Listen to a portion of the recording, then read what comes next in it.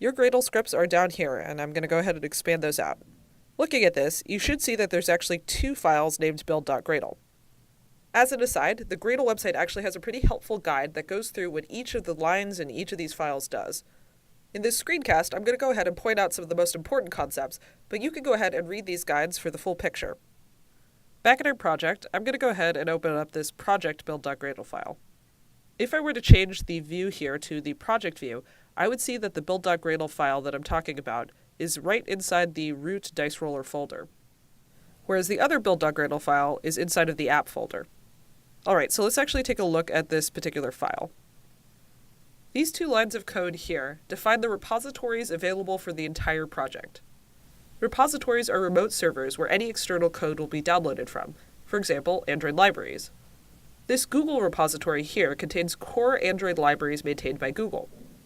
And JCenter is a large repository popular amongst open source publishers.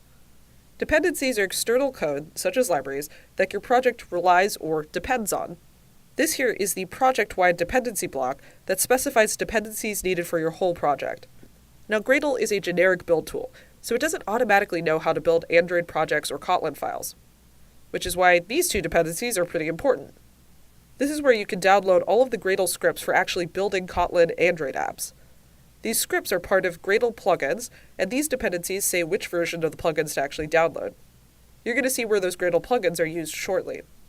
Now I want to go ahead and take a look at that second build.gradle file, which is in the app folder. This Gradle file is responsible for configuring how to set up this app module. Okay, so let's go ahead and open that up. I'll go ahead and scroll to the top. Here at the top, we can see those plugins that I talked about before. These plugins are needed by Gradle to know how to build Android and Kotlin projects. Looking a bit lower, you can see the Compile SDK version, Min SDK version, and Target SDK version. These refer to the different OS versions that your app actually supports. Min SDK is the minimum supported version, and you picked this way back when you first made the app. Meanwhile, your Compile SDK version is the API version that your app is actually compiled against. So if you end up using features that were only released in version 28 and higher of the API, your Compile SDK version should be at least that high. Now, Target SDK version doesn't actually affect anything about how your app is compiled, but it does imply what versions you've actually tested your app on. If you set your Target SDK to 28 and your Min SDK to 19, that implies that you've tested your app on devices running from version 19 to 28. Generally, you should try to keep both your Compile SDK version and your Target SDK version to the most recent version of Android, which at the time of this recording is what we're doing here.